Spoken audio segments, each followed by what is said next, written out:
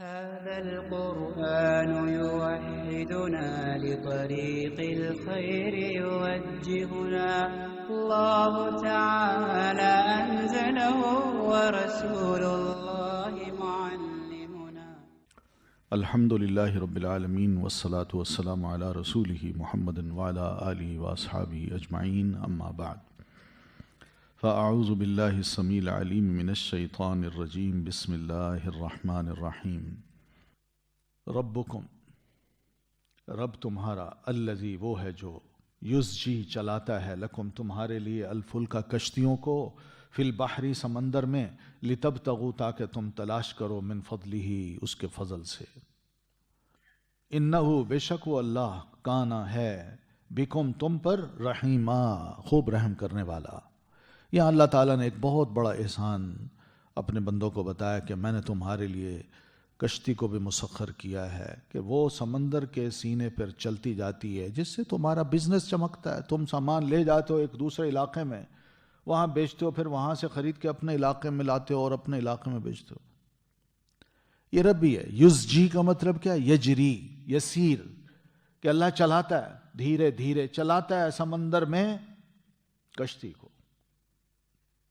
یہ اللہ ہی ہے جو کر رہا ہے، ورنہ وہ چاہتا تو ڈبو دیتا، اور یہ اس لیے چلاتا ہے تاکہ تم سواریاں کر کے اس پہ سوار ہو کے کسی دور دراز کے علاقے میں جاؤ اور اپنے تجارت کا سامان بیچو، وہاں کام کرو، معاش کماؤ، پھر واپس آؤ۔ یہ سارے کیا ہیں؟ اس کا فضل ہے۔ انہ کان بکم رحیما، وہ رب تو تمہارے ساتھ بڑا مہربان ہے، رحم کرنے والا ہے۔ کوئی اور اس طرح خیال کرتا ہے تمہارا؟ کسی نے تمہارے لیے یہ اسباب انتہائی آسانی کے ساتھ فراہم کر رکھے ہیں۔ وَإِذَا مَسَّكُمُ الضُّرُّ، اور جب چھوتی ہے تم کو کوئی تکلیف، فی البحری سمندر میں۔ اللہ فرماتے ہیں سمندر کے اسی سفر میں جب تمہیں کوئی بھی ایسے خوف ہو جائے کہ اوہ ابھی کشتی غرق ہوئی اور ہم ہلاک ہوئے، تو اس وقت تم سب خداؤں کو بھول کے ایک اللہ کو پکارتے ہو۔ یہ ہوتی ہے توحید تمہارے اندر، اسی سے مانگتے ہو، اسی کی تعظیم کرتے ہو۔ پھر جب اللہ تمہارے اس خوف کو تم سے ہٹا دیتا ہے، تم بچ بچا کے خشکی طرف آ جاتے ہو، تو اعرضتم، تم اللہ سے اعراض برتتے ہو، یعنی خوب اس کی نافرمانیاں کرتے ہو، اس کی ان نعمتوں کو بھول جاتے ہو جو اس نے نجات کی صورت میں تمہیں عین سمندر میں عطا کی اور بچا کے تمہیں خشکی پہ لایا۔ کتنی غفلت ہے تمہاری کہ اس محسن کا شکر ادا کرنے کی بجائے تم پرواہ نہیں کرتے، جبکہ تمہیں پتہ ہے کہ اگر وہ خدا جو زمین پہ خشکی پہ تھے، عین سمندر میں جب غرق ہو رہی تھی کشتی، یا ڈرنے کا یعنی ڈوبنے کا ڈر تھا، تو ان خداؤں کو تم بھول چکے تھے۔ تم سمجھتے تھے یہ کچھ بھی اس وقت نہیں کر سکتے، اس وقت اگر ہماری کوئی مدد کر سکتا ہے تو وہ اللہ ہے۔ اتنی غفلت ہے تمہاری۔ کتنے تم مطلبی آدمی ہو کہ مطلب ہو تو مجھے یاد کرتے ہو، اور جب میں پورا کر دوں تو میری پرواہ نہیں کرتے۔ کیسا مزاج ہے تمہارا، بڑے ناشکر ہو تم۔ افا امین، تم کیا بے خوف ہو گئے تم، این یخسفا، کہ وہ دھسا دے، بکم تمہیں، یعنی خشکی پہ آ کے اتنے تم بے خوف ہو جاتے ہو۔ کیا اللہ تعالیٰ یہ نہیں کر سکتا کہ تمہیں خشکی پہ لا کے جہاں تم قدم رکھو وہیں سے زمین پھاڑ کے تمہیں اندر دھسا دے؟ تمہیں سزا نہیں دے سکتا وہ؟ یا پھر اللہ یہ بھی نہیں کر سکتا کہ یرسل علیکم حاصبا، کہ یرسل علیکم حاصبا، کہ وہ تم پر کوئی پتھر برسانے والی آندھی بھیج دے، تمہیں سزا دے دے؟ یہ سارے کام وہ کر سکتا ہے۔ زمین پھاڑ دے، کوئی زلزلے ہو جائیں، کوئی تباہی ہو جائے، اوپر کی چھت تمہارے اوپر آ گرے اور تم وہیں قبر میں دفن ہو جاؤ، یا اسی طرح آسمان سے پتھروں کی بارش بسا دے۔ جو ہی تم سمندر سے باہر نکلے تم نے کہا اب تو بچ گئے، اب اللہ اللہ کرنے کی ضرورت نہیں ہے، تو کیا وہ پتھروں کی بارش تم پر خشکی میں نہیں برسا سکتا؟ قوم لوط پر اللہ تعالیٰ نے کیا پتھروں کی بارش نہیں برسائی تھی؟ تو کوئی بچا تھا ان میں؟ تو اسی طرح ثم لا تجدوا لکم وکیلا، تم بھی اپنے لیے پھر اس وقت کوئی کارساز نہیں پاؤ گے۔ اما منتم، یا تم بے خوف ہو گئے ہو، ان یعیدکم، کہ وہ لوٹائے تمہیں فیہ، اسی سمندر میں، تارتن اخری، دوسری مرتبہ۔ کیوں اتنے بے خوف ہو گئے ہو؟ کیا میں تمہیں دوبارہ سمندر میں نہیں لوٹا سکتا؟ یعنی اب تو تم بچ گئے، جبکہ تمہارا بزنس یہی ہے، تم کشتیوں میں آتے جاتے ہو۔ اب آئندہ اگر تم آؤ کشتی میں، تمہارا سامان بھی ہو، تم بھی موجود ہو، تو اللہ ایسی ہوا بھیج دے جس سے سمندر کی لہریں اٹھیں، اور وہ لہریں تمہیں تمہاری کشتی سمیت اور سامان سمیت غرق کر دے، صرف اس وجہ سے کہ تم اللہ کی ناشکری کرتے ہو، تو بچ سکتے ہو تم۔ اور پھر جب میں یہ سارے کام کروں، تمہیں غرق بھی کر دوں، مار بھی دوں، تمہارا سامان بھی سمندر کے اندر بھیج دوں،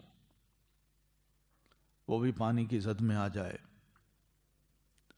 تو کیا کوئی تم میں کوئی ایسا ہے تمہارے بعد جو میرا پیچھا کر سکے اور مجھ سے پوچھے کہ اللہ یہ کیوں کیا تم نے؟ کچھ تو سوچو۔ یہ سب جہالت کی باتیں ہیں، جہالت کے کام ہیں جو تم کر رہے ہو۔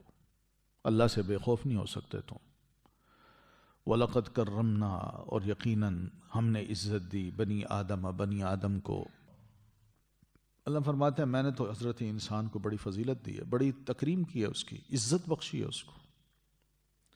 یعنی صرف وہ اپنے وجود کو، کھڑے وجود کو دیکھے اور اپنے ساتھ سامنے کھڑے جانوروں کو دیکھے کہ 2 ٹانگوں پہ میں نے اس کو کھڑا کیا، اس کا سر اونچا کیا ہے، وہ آمنے سامنے کھڑے ہو کے بات کرتا ہے۔ اور جانور کو دیکھ لیجئے، اس کی 4 ٹانگیں زمین پہ ہیں، اس کے اگلے ہاتھوں کو بھی میں نے ٹانگ بنا دیا ہے، اور اس کا وجود انہی ٹانگوں پہ بچھا کے اس کے سر کو بھی نیچا کر دیا ہے۔ پھر آدم کی عزت یہ بھی ہے کہ میں نے فرشتوں کو، جو عرصہ مدت سے اللہ کی عبادت کر رہے تھے، اور حضرت انسان جو ابھی پیدا ہوا ہے اس نے ایک سجدہ بھی اللہ کو نہیں کیا، ان فرشتوں کو میں نے اس کے آگے جھکا دیا۔ یہ کم عزت ہے؟ اتنی میں نے عزت دی اس کو عقل دی ہے، اور عقل میں بھی وہ دوسروں سے بالکل ممتاز ہے۔ اس کو عزت میں نے یوں بھی دی ہے کہ اس کو میں نے 2 ہاتھ دیے ہیں، ان 2 ہاتھوں سے وہ کھاتا ہے، پیتا ہے۔ کسی اور مخلوق کو دیکھیے، وہ منہ سے کھاتی ہے۔ یہ تکریم میں نے کی حضرت انسان کی۔ پھر انہی ہاتھوں سے وہ کام کرتا ہے۔ کتنے سارے کام ہیں جو بندے کے انہی ہاتھوں سے ہو جاتے ہیں۔ یہ ہاتھ نہ ہوں، یہ ٹانگیں ہوتی تو یہ لکھنے پڑھنے کا کام، یہ چیزیں اٹھانے کا کام، مشینوں کے استعمال کا کام، یہ کمپیوٹر، یہ مختلف ڈیوائسز، ان کا استعمال انسان کس سے کرے؟ پھر ہاتھوں کو جیسے بنایا اس کو بھی دیکھیے، انگلیاں، ہر انگلی کا اپنا اپنا فنکشن ہے۔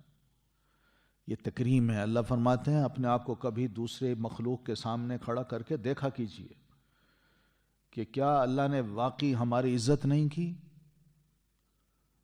ہمیں محترم نہیں بنایا، مگر ہم بجائے اس کے کہ اس کا شکر ادا کریں، اپنے آپ کو ذلیل کر دیتے ہیں، رسوا کر دیتے ہیں، جب کسی اور اپنے ہی جیسے کے آگے جھکتے ہیں اور اپنے سے کم تر کے آگے جھکتے ہیں۔ اللہ نے تو بنایا تھا صرف اپنے لیے، اور ہم بن رہے ہیں اس کی مخلوق کے لیے۔ وَحَمَلْنَاهُمْ فِي الْبَرِّ وَالْبَحْرِ، اور پھر ہم نے سوار کیا ان کو خشکی میں اور سمندر میں۔ یعنی یہ بھی کہ اتنی بڑی مخلوق ہے جو سمندر کی ہے اور زمین کی بھی ہے، یہ ساری اس کے لیے مسخر کر دی ہے، اور انسان کو اس پر مسلط کر دیا ہے کہ وہ جیسے چاہے اس سے کام لے۔ یہ تھوڑا کام، کتنی عزت ہے؟ کسی جانور کو یہ چیز حاصل ہے کہ کوئی شیر ہو، کوئی بھی زمین کی مخلوق ہو انسانوں کے علاوہ، وہ سمندر پہ اس طرح آ جا سکتی ہے جس طرح ایک انسان آ جا رہا ہے؟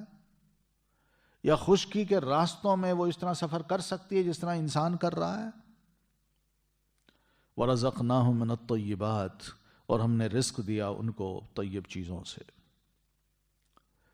بڑی پاکیزہ چیزیں اس کو دی ہیں، کھانے کی چیزیں دیکھ لیں، پینے کی چیزیں دیکھ لیں، پھل ہیں، فروٹ ہیں، اور اسی طرح مختلف قسم کا غلہ ہے، اور اس سے وہ کھانے تیار کرتا ہے. کتنی پاکیزہ مزے کی چیزیں ہوتی ہیں، وہ فریش.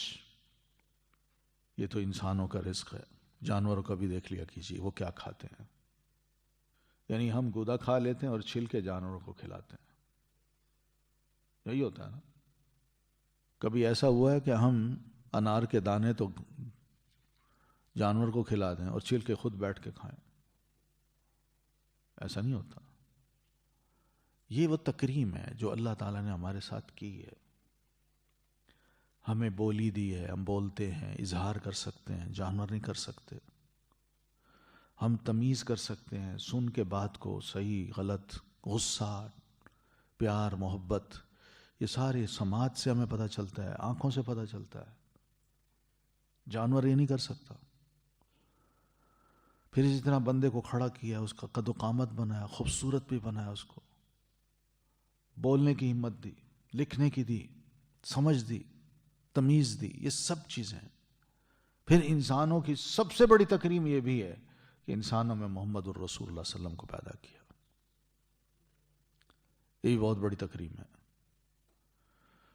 پھر اسی طرح مردوں کی یہ تکریم ہے کہ مردوں کو اللہ تعالیٰ نے جب جوان کیا تو ان کی مونچھیں نکلیں، ان کی داڑھیاں نکلیں. ہاں یہ تکریم ہے. اور عورتوں کو اللہ تعالیٰ نے یہ تکریم دی کہ ان کے گیسو بنا دیے، لمبے لمبے بال. یہ سب ایسی چیزیں ہیں جن کو دیکھ کے انسان واقعی سوچتا ہے کہ کیا کیا نعمتیں ہیں. تو بہرحال ان سارے نعمتوں کو پا کے حضرت انسان کو چاہیے تو یہ تھا کہ وہ تمیز بھی کرتا اپنی عقل کے ذریعے کہ یہ نعمتیں دینے والا جو اللہ ہے، میں اس کا بنوں یا کسی اور کا بنوں. یہ وہ نقص ہے جو انسان کی زندگی میں آتا ہے. پھر تکریم یہ بھی ہے کہ انسان کے لیے اللہ تعالیٰ نے لباس بنایا. جانور کے پاس کون سا بھائی ٹراؤزر ہوتا ہے، شلوار ہوتی ہے، قمیض ہوتی ہے. یہ بڑی تکریم ہے. اگر یہ لباس ہمارا نہ ہوتا تو ہم کیا لگتے، کیسے رہ رہے ہوتے. یہ وحشی قومیں جو اس وقت بھی موجود ہیں بعض افریقہ کے جنگلوں میں، آپ ان کو جا کے دیکھیں کس طرح وہ یعنی چھرے سے اپنے گالوں کو بھی چیرتے ہیں، کانوں کو بھی چیرتے ہیں، ہونٹوں کو بھی چیرتے ہیں، اور پھر اس کے ساتھ کئی کئی چیزیں ایسے منہ میں رکھ کے ہونٹوں کے ساتھ باندھ کے ایسی بڑی پلیٹ، وہ سمجھتے ہیں کہ شاید یہ بڑے کام ہے، داغتے ہیں لوہے سے اور سمجھتے ہیں یہ بڑا حسن ہے. مسئلہ کیا کچھ ہے. جہالت. جب عقل نہ ہو تو انسان جانوروں جیسا بن جاتا ہے، اور جب عقل اللہ نے دے رکھی ہے تو پھر اپنے ارادے سے، اپنی تدبیر سے، اپنی سمجھ سے وہ بہت کچھ آگے بڑھ سکتا ہے. یہ ہے جو اس وقت ہم جتنی بھی ترقی کر گئے ہیں، یہ ساری عقل کی ساری کاوشیں ہیں. جانوروں کو بھی اللہ نے عقل دی مگر انہوں نے کون سی ترقی کی ہے؟ وہ تو ویسے ہی ہیں. وہ نہیں ان کو اللہ نے ایسی عقل نہیں دی. یہ سب تکریم ہے. اللہ فرماتے ہیں میں نے تو دی. اور پھر وَفَضَّلْنَاهُمْ عَلَىٰ كَثِيرٍ مِّمَّنْ خَلَقْنَا تَفْضِيلًا. جتنی بھی مخلوق پیدا کی ہے انسان ان کو دیکھ لے اور اس کے مقابلے میں اپنے آپ کو کھڑا کر کے دیکھے تو اس کو واقعی یقین آئے گا کہ اللہ نے بہت سی مخلوقات میں مجھے بڑا صاحب فضیلت بنایا ہے، مجھے عزت بخشی ہے، میرا بڑا احترام کیا ہے، مجھے نہ اپنی تمام مخلوقات میں بڑا محترم بنا کے اللہ تعالیٰ نے ہر اعتبار سے بڑی عزت دی ہے. یہ ہے وَفَضَّلْنَاهُمْ عَلَىٰ كَثِيرٍ مِّمَّنْ خَلَقْنَا تَفْضِيلًا. کبھی بہرحال ان چیزوں کا ہمیں مقابلہ کرنا چاہیے، دیکھنا چاہیے کہ کیا کیا دنیا میں بے شمار مخلوقات ہیں، ذرا ان کے سامنے ہم اپنے آپ کو کھڑے کریں. پھر دینی دنیاوی ہمارے معاملات ہیں جو اللہ تعالیٰ نے ہمیں سب کچھ نصیب کر دیا ہے، جو دوسری مخلوق کو نصیب نہیں ہے. یہ وہ چیزیں ہیں جس کو اللہ فرماتے ہیں وَلَقَدْ كَرَّمْنَا بَنِي آدم. مگر بنو آدم خیال نہیں کرتا. کیا فرمایا اللہ تعالیٰ نے؟ وَالتِّينِ وَالزَّيْتُونِ وَطُورِ سِينِينَ وَهَذَا الْبَلَدِ الْأَمِينِ لَقَدْ خَلَقْنَا الْإِنسَانَ فِي أَحْسَنِ تَقْوِيمٍ. یہ وہ عزت ہے. لیکن اگر وہ اپنے خالق کو نہیں پہچانے گا جس نے اس کو اتنی بڑی عزت دی، اور مخلوق کے آگے جھکے گا، اس سے ہی اس کو خالق کا درجہ دے گا، خدائی کا درجہ دے گا، تو پھر کیا ہوگا؟ ثُمَّ رَدَدْنَاهُ أَسْفَلَ سَافِلِينَ. پھر وہ نیچے جا گرتا ہے. اس نے نہ اپنی عزت کی، نہ بنانے والے کی عزت کی، بلکہ اپنے آپ کو ذلیل اور خوار کیا.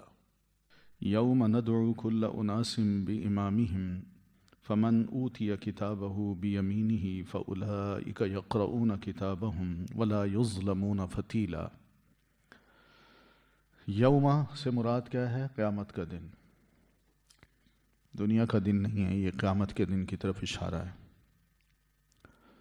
تو قیامت کے دن لوگ میدان حشر میں ہوں گے اور لوگ اپنے لیڈر کے پیچھے ہوں گے. لیڈر ان کی قیادت کر رہا ہوگا. دنیا میں انہوں نے جس کو اپنا لیڈر بنایا، اپنا قائد رہنما بنایا، اس کے بارے میں جو بھی عقیدہ یا نظریہ رکھا اور اس کو مانا، یہ ہے ان کا امام. تو ایسا امام ان کے آگے ہوگا اور لوگ اس کے پیچھے ہوں گے، اس کو ماننے والے. تو اللہ فرماتے ہیں ہم اس دن تمام لوگوں کو ان کے امام کے ساتھ بلائیں گے. یہ اشارہ کرتا ہے اس بات کی طرف کہ ان سے سوال ہوگا کہ یہ تمہارا امام تھا، اور اس سے پوچھا جائے گا تم تھے ان کے امام؟ اگر وہ نبی ہے تو وہ تو ظاہر کہے گا کہ جی ہاں جی میں ان کا امام تھا، تیری ذمہ داری تھی اللہ کہ میں ان تک تیری بات پہنچاؤں، تو میں ان کا امام تھا. لیکن نبی کے علاوہ اگر کوئی اور ہے تو ایسی قیادت اور ایسی رہنمائی جس کو لوگوں نے خود بنا لیا، یا تو وہ قیادت انکار کر دے گی کہ ہم نے تو ان کو نہیں کہا تھا کہ ہمارے امام بنے، میں آپ کا امام ہوں، یا پھر اس قیادت نے اگر یہ کہا تو اس سے دلیل پوچھی جائے گی کہ تم نے کس بنیاد پہ اپنے آپ کو ان کا امام بنایا.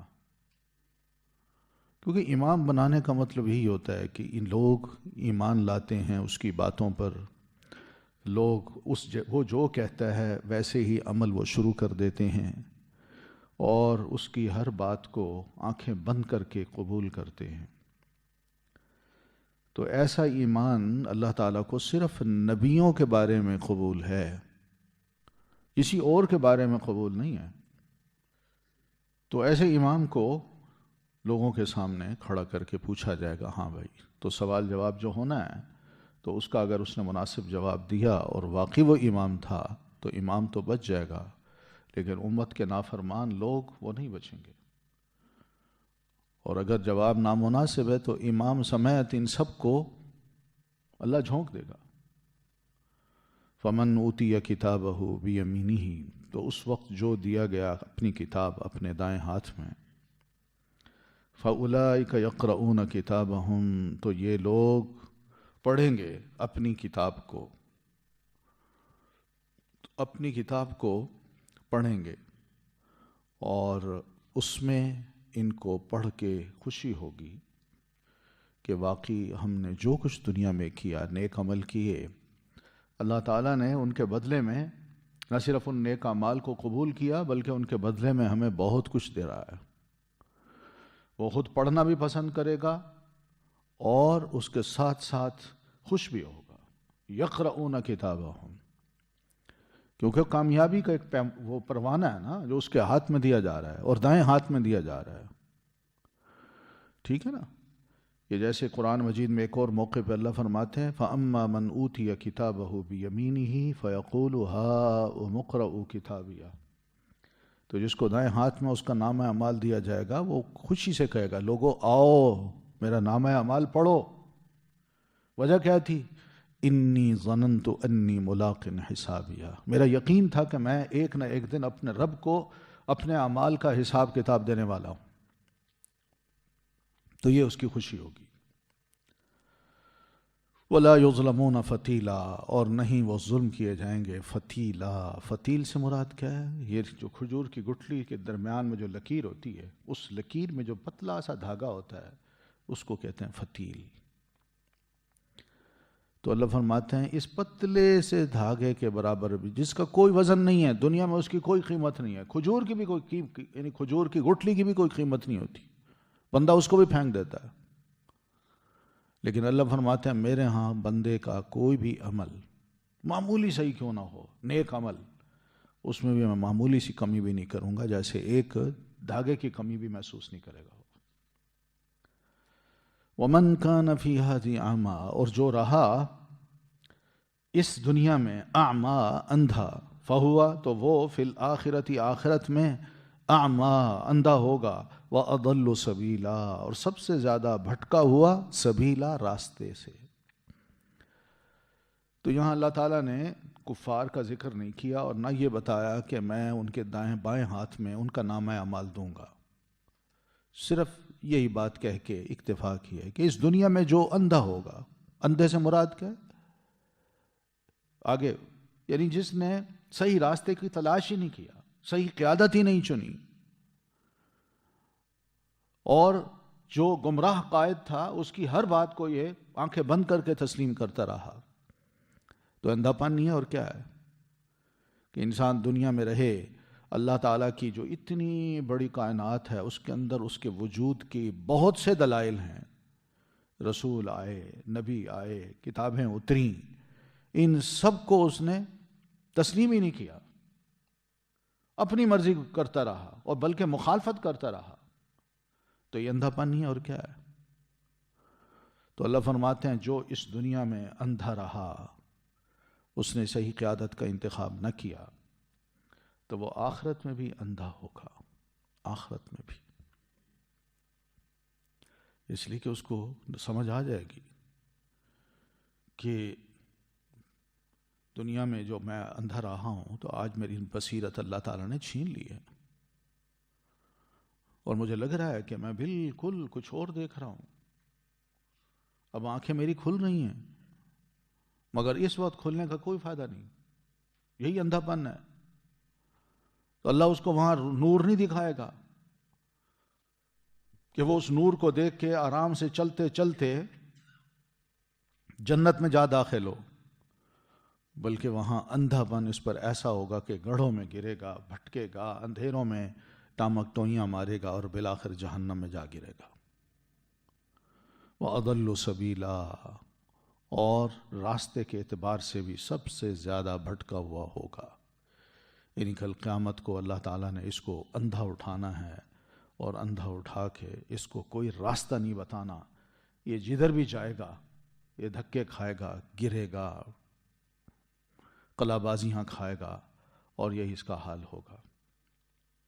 جیسے قرآن مجید میں اللہ تعالیٰ نے ایک اور موقع فرمایا وَنَحْشُرُهُ يَوْمَ الْقِيَامَةِ أَعْمَىٰ، ہم ایسے بندوں کو جو نافرمان تھے، جنہوں نے نبیوں کی مخالفت کی، کتابوں کو نے تسلیم کیا، اور دوسرا ساتھ یہ کہ اپنی قیادت کا انتخاب جو کیا وہ ان کو کیا جو رسولوں کے مخالف تھے، تو ایسے بندے کو ہم کل قیامت کو اندھا اٹھائیں گے، قالا وہ کہے گا ربی لما حشرتنی اعمیٰ، میرے مولا مجھے کیوں تو نے اندھا اٹھایا، وقد کنت بصیرا، میں تو دنیا میں آنکھیں رکھتا تھا، تو میری آنکھیں تھیں، اب تو نے مجھے اندھا کیوں اٹھایا ہے؟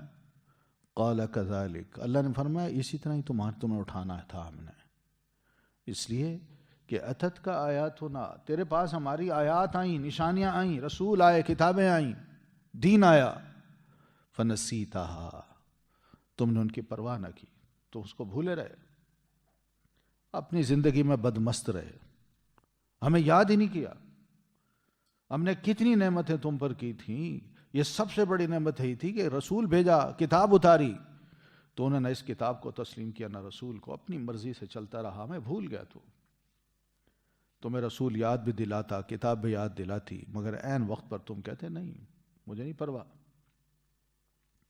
تو یہ اللہ کو جو بھولنا ہے دنیا میں، اللہ فرماتے ہیں وَكَذَلِكَ الْيَوْمَ تُنْسَىٰ، اسی طرح آج تم بھی بھلا دیے جاؤ گے۔ بھلا دیے جاؤ کا مطلب کیا ہے؟ تمہارے ساتھ جو سلوک ہوگا تم چیخیں مارو، جو مرضی کرو، ہمارا فائنل فیصلہ ہے، بس تم جاؤ اور بس اس کے بعد ہم نے یہ چیپٹر کلوز کر دینا ہے تمہارا، اب تمہارے ساتھ جو کچھ ہوتا ہے، جو بیتتی ہے اس کو تم بھگتنا، ہم تمہیں یاد نہیں کریں گے، تم پر کوئی ترس نہیں کھائیں گے، کوئی رحم نہیں ہوگا تم پر۔ سیدنا انس رضی اللہ تعالی عنہ فرماتے ہیں کہ ایک شخص نبی علیہ السلام کے پاس آ کے عرض کرتے ہیں، اللہ کے نبی، کیف یحشر الکافر علی وجہہ یوم القیامہ، کہ قیامت کے روز کافر کس طرح اپنے چہرے کے اوپر اٹھایا جائے گا؟ وہ قرآن میں آتا ہے نا، وَنَحْشُرُهُمْ يَوْمَ الْقِيَامَةِ عَلَى وُجُوهِهِمْ صُمًّا وَبُكْمًا، کہ ہم ایسے لوگوں کو قیامت کے روز جب اٹھائیں گے تو ان کے چہرے نیچے ہوں گے، سر نیچے ہوں گے، ٹانگیں اوپر ہوں گی۔ تو وہ اس آیت کو سامنے رکھ کے عرض کرتا ہے، اللہ کے رسول یہ کیسے ممکن ہے؟ کیسے اللہ تعالیٰ اٹھائے گا ان کو؟ تو نبی صلی اللہ علیہ وسلم نے جواب دیا، الیس الذی امشاہ علی الرجلین فی الدنیا، کیا جس ذات نے اس کو دنیا میں دو پاؤں پہ چلایا، قادرن، وہ اس بات پہ قدرت نہیں رکھتا کہ علی ان یمشیہ علی وجہ یوم القیامہ، کہ وہ اس کو قیامت کے روز چہرے کے بل چلائے؟ کہاں بالکل۔ تو اس سے مشکل کیا ہے پھر؟ اللہ تعالیٰ کی قدرت کا کوئی انکار ہے؟ تو یہ بات قرآن نے بھی سمجھائی اور پیارے نبی صلی اللہ علیہ وسلم نے بھی سمجھائی۔ وَإِن كَادُوا، اور بے شک وہ قریب تھے کہ لَيَفْتِنُونَكَ، البتہ وہ فتنے میں ڈالیں آپ کو۔ یہاں یہ بتایا کہ اللہ کے رسول ہم آپ کی مدد کس طرح کر رہے ہیں، اور آپ کو دین پر کیسے ثابت قدم رکھ رہے ہیں، اور آپ کو کس طرح بچا رہے ہیں کفار کے مکر سے، ان کی چالوں سے اور ان کی کوششوں سے کہ کسی طرح ہم رسول اللہ صلی اللہ علیہ وسلم کو بہکا دیں۔ تو یہاں اللہ تعالیٰ نے فرمایا کہ یہ تو بات حقیقت ہے کہ انہوں نے بڑی کوششیں کی کہ وہ آپ کو فتنے میں ڈالیں، آپ کو دھوکہ دے دیں۔ وہ دھوکہ کیا تھا؟ عن الذی اوحینا الیک، اس بات سے جو وحی کی ہم نے آپ کی طرف، یعنی قرآن مجید میں جو ہم نے حکم دیے ہیں، جو ہم نے نواہی، امر و نہی کی باتیں کی ہیں، اور پھر اسی طرح جو ہم نے وعدے کیے ہیں، جو دھمکیاں دی ہیں، اس سے وہ چاہتے تھے کہ آپ کو کسی طرح قائل کریں کہ آپ اس کو بدل دیں، لتفتری علینا غیرہ، تاکہ آپ گھڑ لائیں ہم پر سوائے اس وحی کے، یعنی آپ وہ کہیں جو ہم نے نہ کہا۔ آپ خود وہ آپ کو آ کے تجاویز دیتے ہیں کہ جناب یہ آیت ذرا تھوڑی سی ادھر ادھر کر دیں، ان حالات میں نہ پڑھیں، اور جو وعدے وعید دھمکیاں قرآن مجید میں آپ سنا رہے ہیں ذرا ان کو تھوڑا سا لپیٹ کے رکھ لیں، ابھی باتیں وہ نہ کریں۔ یہ تجاویز تھی ان کی کہ اللہ کا رسول وہ یہ چاہتے تھے کہ اس طرح کی تجاویز دے کے جو وحی کی کھری کھری باتیں ہیں ان سے آپ کو روک دیں، بلکہ اس کے بجائے آپ کچھ اور باتیں کریں اور یہ کہیں یہ بھی اللہ کی طرف سے وحی ہے۔ اگر آپ ایسا کر لیتے تو وَإِذًا لَاتَّخَذُوكَ خَلِيلًا، تو آپ تو ان کی مراد کو پورا کر دیتے، تو پھر یہ آپ کو بڑا بہترین دلی یار بنا لیتے، دوست بنا لیتے، آپ بھی ان کے دوست بن جاتے، اور جب ان کے دوست بنتے تو ہماری سرپرستی ختم ہو جاتی پھر۔ وَلَوْلَا، اور اگر نہ ہوتا، ان، یہ کہ ثبتناک، ہم ثابت قدم رکھتے آپ کو۔ یہاں اللہ تعالیٰ اپنا احسان فرماتے ہیں کہ اللہ کے رسول انہوں نے تو اپنی پوری ایڑی چوٹی کا زور لگایا کہ کسی طرح آپ کو ورغلائیں، کسی طرح آپ کو دھوکہ دے سکیں، کسی طرح آپ کو قائل کر سکیں، لیکن وَلَوْلَا أَن ثَبَّتْنَاكَ، اور اگر نہ ہوتا یہ کہ ہم ثابت قدم رکھتے آپ کو، یعنی ہماری طرف سے حفاظت کے یہ سارے سامان نہ ہوتے، ہم آپ کی مدد نہ کرتے اور آپ کو ان کے شر سے، ان کے مکر سے نہ بچاتے، تو لَقَدْ كِدتَّ تَرْكَنُوا، البتہ تحقیق قریب تھے آپ کہ ترکنوا الیہم، جھک جاتے آپ ان کی طرف، شیئا قلیلا، تھوڑا سا، یعنی ان کی چال میں آپ آ جاتے، تھوڑا سا بھی جھک سکتے تھے آپ۔ اذن، تب کیا ہوتا، تب کیا ہوتا، اذن تب یعنی اگر آپ ان کے قریب ہو جاتے، ان کی طرف معمولی سا بھی جھک جاتے تو پھر لَأَذَقْنَاكَ، البتہ چکھاتے ہم آپ کو۔ یہ جھکنا کیا ہے؟ سیرت کی کتاب آپ نے پڑھی ہے، اس میں آپ نے پڑھا ہوگا کہ کس طرح یہ لوگ آپ سے ملتے تھے اور ان کے نمائندے آپ کے پاس جاتے تھے اور ان کو آپ کو آفر بھی کرتے تھے کہ آپ بتائیے آپ کو حکومت چاہیے، ہم آپ کو دینے کو تیار ہیں، یہ کام چھوڑ دیں۔ آپ کو پیسہ چاہیے، بولیے کتنے پیسے چاہیے، ہم ابھی جمع کر کے آپ کی خدمت میں پیش کرتے ہیں، مگر یہ کام چھوڑ دیجیے۔ کسی لڑکی سے شادی کرنی ہے، بتائیے کون سی لڑکی ہے جو آپ کو پسند ہے، ہم اس کا نکاح آپ سے کرا دیتے ہیں۔ یہ آفرز ہیں۔ آفر سے لوگ کیا کرتے ہیں؟ بندے کے ضمیر کو خرید لیتے ہیں۔ آفر سے بے پیسے دے کے آدمی کو وہ اس کے اصل طریقے سے راہ سے ہٹا دیتے ہیں۔ یہ دنیا کا شروع سے ایک طریقہ چلا آ رہا ہے۔ یہ جو گھاگ سیاستدان ہوتے ہیں، لیڈرز ہوتے ہیں، جو چاہتے ہیں کہ اپنے دشمن کو ہم کسی طرح رام کریں اور اس کو بالکل ہی کانا کر دیں، وہ بولنے کے قابل نہ ہو اور اس کا ماضی ہم داغدار کر دیں، تو اسی قسم کی وہ حرکتیں کرتے ہیں۔ اور ایسے جالوں میں بہت سے لوگ آ جاتے ہیں، بہت سے آ جاتے ہیں، پھنس جاتے ہیں ان میں۔ یہ جو ہمارے ہاں جس کو کہا جاتا ہے نا سیاست، سیاست دیکھیں کس طرح پینترے بدلتی ہے۔ وقت کی حکومت ہے، اس کے ساتھ ہیں، کل کو خدا نخواستہ کوئی انقلاب آ جاتا ہے تو اس کے ساتھ بھی ہو جاتے ہیں جان بچانے کے لیے، وعدہ معاف گواہ بھی بن جاتے ہیں۔ اپنی جان بچا لی اور اس محسن کو سولی پہ چڑھوا دیا، چل بھائی تو پھانسی پہ چڑھ، اور لوگ اس کو کہتے ہیں یہ سیاست ہے۔ مگر الحمدللہ اللہ کے رسول صلی اللہ علیہ وسلم نے اس قسم کے کام نہیں کیے۔ آپ نے جو لوگوں کو دعوت و تبلیغ کا کام کیا ہے تو آپ کا ٹارگٹ کیا تھا؟ انسان کا دل، کہ میں نے دل کو بدلنا ہے، دل کے اندر یہ بات ڈالنی ہے۔ یہ اگر اندر سے بدلتا ہے تو باہر سے بھی بدل جائے گا، اور اگر اندر سے نہیں بدلتا تو یہ باہر سے نہیں بدلے گا، یہ پھر مجھے بھی دھوکہ دے گا۔ تو اس لیے نبی علیہ الصلاۃ والتسلیم نے ان ساری آفرز کو ایک طرف کیا اور اس کو اللہ کا کلام سنا دیا۔ وہ سنتا رہا۔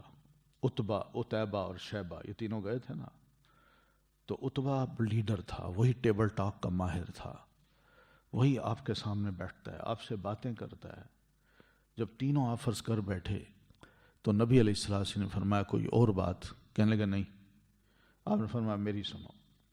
آپ نے اللہ کا کلام پڑھا، سنتا رہا سنتا رہا، حتیٰ کہ وہ آیت جب آئی جس میں اللہ نے فرمایا کہ اگر یہ باز نہیں آتے تو پھر اللہ کا عذاب ان پر ایسا کڑک آئے گی، صاعقۃ کصاعقۃ عاد و ثمود، جیسے قوم عاد اور قوم ثمود پر آئی تھی۔ تو جو ہی آپ یہ لفظ پڑھنے لگے تو اس نے آگے بڑھ کے آپ کے منہ پہ ہاتھ رکھ دیا، بس بس بس، رنگ اس کا فق ہو گیا اور اٹھا چلا گیا اور جا کے کہتا ہے، اور جو ہی جاتا ہے اپنے دوستوں کے پاس جو انتظار کر رہے تھے کہ ابھی آئے گا، بڑی زبردست چینج ہو چکی ہوگی اس کے بھیجنے سے، تو دیکھا تو وہ منہ لٹکا کے آ رہا ہے۔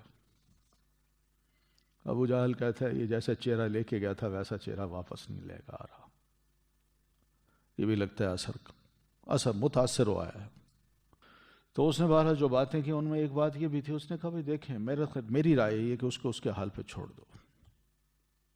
تو مقصد کہنے کا یہ ہے کہ یہ شیطانی حرکتیں ہوتی ہیں کہ انسان کے ضمیر کو انسان کس طرح خریدتا ہے، وہ یہی، اور ذرا ہی جھک جائے، اور خاص طور پر جہاں ایمان کی بات ہو، توحید کی بات ہو، ایک موحد بندہ ہو اور وہ کہے میں ایک اللہ کو مانتا ہوں، اور وہ اس ماننے کو وہ ذرا تھوڑا سا جھکا دیتا ہے کہ بھئی یہ دوسرے کہہ رہے ہیں چلے میں تھوڑا سا ان کی بھی بات مان لوں،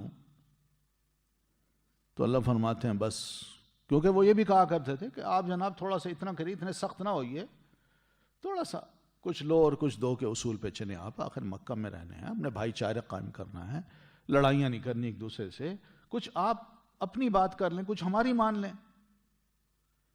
اتنے ریجڈ کیوں بنتے ہیں؟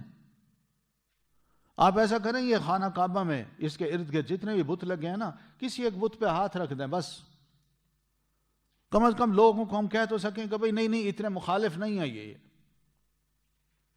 آپ کو اقتدار بھی دیتے ہیں، بڑا بھی بنا دیتے ہیں، مگر رسول اللہ صلی اللہ علیہ وسلم نے فرمایا نہیں. آپ نے قرآن سنا دیا. اچھا یہاں اب دیکھیں، نبی علیہ السلام نے سیدھی نہ کر دی، قرآن سنایا ہے، اپنے دین کا سودا نہیں کیا. ہمارے ہاں کیا ہوتا ہے، لوگ یہ سوچتے ہیں اچھا یار اقتدار مل رہا ہے، اس کو لے لو، جب مل جائے گا نا پھر ہم ساری چینج لے آئیں گے، اپنی مرضی کے بندے بھی ڈال دیں گے. لوگ ایسا کرتے ہیں اور اسی کے قائل ہیں. کچھ لوگ کہتے ہیں کہ ووٹوں کے ذریعے آئیے، کچھ کہتے ہیں نہیں ووٹوں کے ذریعے ہم نہیں آ سکتے، اوپر سے حکومت ایک دفعہ ملے اور اس پہ قبضہ کرو اور پھر اس کے بعد اپنے بندے اپوائنٹ کر دو، پھر دیکھو کس طرح تیزی سے تبدیلی آتی ہے کہ نہیں. تو یہ دونوں طریقے غلط ہیں. اسلام نے اپنی تبلیغ کو سیاسی نہیں بنایا. اسلام نے چاہا ہے کہ میری بات لوگوں کے دلوں کے اندر ڈالو، اپنا ہو پرایا ہو اس کو قائل کرنے کی کوشش کرو. یہ اقتدار، یہ سیاست آنے جانے والی چیز ہے، مگر یہ ایمان ایسی چیز ہے یا کفر ایسا چیز ہے جو دل کے اندر رہتا ہے اور مرتے دم تک رہتا ہے. جو کفر ہے اس کو نکال کے اس میں ایمان ڈالو، جو اس کے مرتے دم تک رہے اس کے دل میں، اور جب وہ مرے تو اسی اسلام پہ مرے، ایمان پہ مرے. تو دین تو یہ نہیں چاہتا. ورنہ لوگ تو یہی سوچتے ہیں جی اقتدار مل جائے اس کے بعد ہم ہر جگہ بندے اپنے بٹھا دیں گے اور اسلامی نظام نافذ کر دیں گے. یہ نہیں ہے، دنیا کا یہ دستور نہیں ہے. کوئی اقتدار کوئی ایسی چیز نہیں ہے کہ حلوے کی پلیٹ اور کوئی پلیٹ میں رکھ کے آپ کے ہاتھ میں دے دے کہ لیجئے جناب کھائیے، بڑا میٹھا حلوہ ہے. کوئی ایسی چیز، کوئی بھی اس کو میٹھا نہیں سمجھتا، اور نہ اتنی آسان چیز ہے یہ. پھر یہ کہ آپ کو پیسوں کی آفر ہوئی، آپ نے کہا نا، پیسوں سے لوگوں کے ضمیر خریدے جاتے ہیں. شادی کی آفر ہوئی ہے، شادیوں سے تعلقات قائم ہوتے ہیں، انسان ذرا ڈھیلا بن جاتا ہے. یار میرے سسرال والے ہیں، یا میرا داماد ہے، میں ان کا کچھ خیال کروں، انہوں نے اپنی بیٹی دی ہے، کم از کم وہ بندہ ایمان بیٹھتا ہے، اس کو تعلقات کا بھرم رکھنا پڑتا ہے. یہ ساری چیزیں ہیں. مگر نبی علیہ السلام فرمانا، یہ اللہ تعالیٰ نے اس کی طرف اشارہ کیا ہے.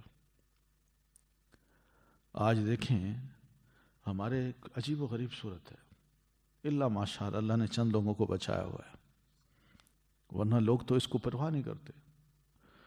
وہ کہتے ہیں ووٹ لیجئے، اور ووٹ لینے کی خاطر ہر وہ کام کیجئے جو پبلک کہتی ہے، کیونکہ ووٹ لینا ہے.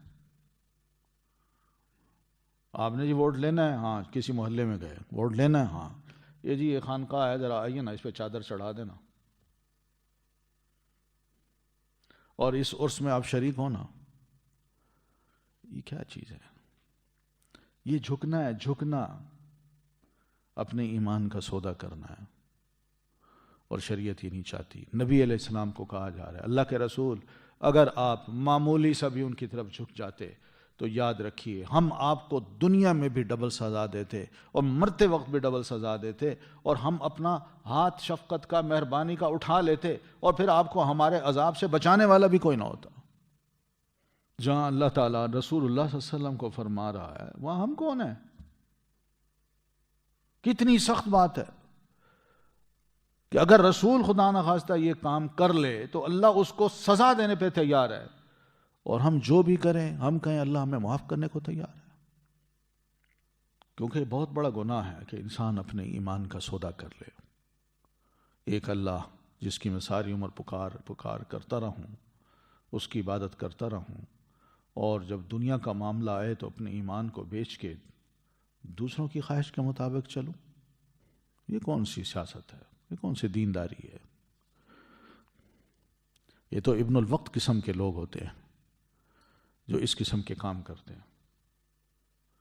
اور نظریہ ضرورت، پڑھا نا یہ لفظ، نظریہ ضرورت، بھئی اس وقت ضرورت تھی، اس کا نظریہ اپنایا ہے، اس لیے یہ کام کر لیا. کمال ہے. اور نظریہ ضرورت نہیں ہے، ضرورت مسلمان کو ایمان کی ہر لمحے ہے. اس ایمان سے وہ ایک لمحے کے لیے ادھر ادھر نہیں ہو سکتا. ذرا ہوا تو کیا. وَإِن كَادُوا وَإِن اور بے شک كَادُوا وہ قریب تھے کہ لَيَسْتَفِزُّونَكَ البتہ وہ قدم اکھاڑ دیں آپ کے من الارض زمین سے. مکی لوگوں نے بڑی کوشش کی کہ کسی طرح نبی علیہ الصلاۃ والتسلیم کو مکہ سے نکال دیں. ہم بڑا تنگ کیا، صحابہ کو مارا، بڑا تنگ کیا آپ کو، اور طرح طرح کی چالیں چلی. انسان تنگ آتا ہے تو جان بچانے کے لیے نکلتا ہے. اور رسول اللہ صلی اللہ علیہ وسلم نے اسی لیے طائف کا رخ کیا کہ مکی لوگ تو اب نہیں مانتے، میں طائف ہی چلا جاؤں، وہاں کے لوگ شاید مان لیں، مگر وہ بھی نہیں مانے. تو رسول اللہ صلی اللہ علیہ وسلم کو واپس آنا پڑا. تو انہوں نے اتنا تنگ کیا کہ اللہ کے رسول صلی اللہ علیہ وسلم کو کے لیے مکہ کی سرزمین بڑی تنگ کر دی کہ آپ کسی طرح نکل جائیں. اللہ فرماتے ہیں اگر بالفرض اگر آپ نکل جاتے تو اذن و اذن تب لا یلبسون خلافک الا قلیلا، آپ نکل جاتے تو آپ کے بعد یہ لوگ پھر مکہ میں تھوڑا عرصہ بھی بعد زندہ نہ رہتے. پھر لا یلبسو کا مطلب کیا ہے؟ وہ نہ ٹھہرتے. وہ کس طرح کہ اللہ فوراً عذاب بھیج دیتا، ان سب کو ہلاک کر دیتا، ان کی بھی زندگی کا خاتمہ ہو چکا ہوتا. اور پھر دیکھیے نبی علیہ الصلاۃ والتسلیم مکہ سے ہجرت کر کے مدینہ گئے، چلے گئے آپ. تو اللہ تعالیٰ نے کیا کیا؟ پھر اپنی یہ بات پوری کر دکھائی. وہ اس طرح کہ صرف 1-1.5 سال نہیں گزرا تھا، وہ آ گئے، ان کی پوری قیادت میدان میں آ گئی. بدر میں آ کے وہ لڑے اور ساری قیادت مار دی گئی. یہ ہے وہ چیز.